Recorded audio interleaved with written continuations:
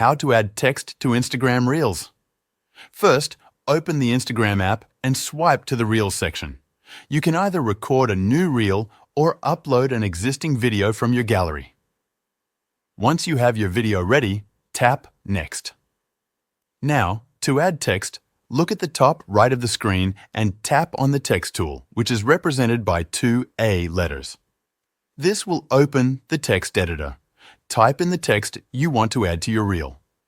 At the screen, you'll find options to change the text alignment, color, and background effects. You can also choose a font style and adjust the text size using the slider on the left. Once you're happy with the text, tap Done.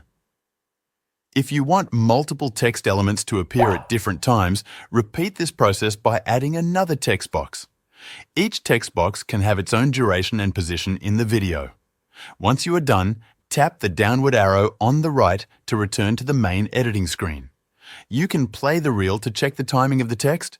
If you need to make more changes, tap on any text box to edit it again. That's how to add text to Instagram Reels.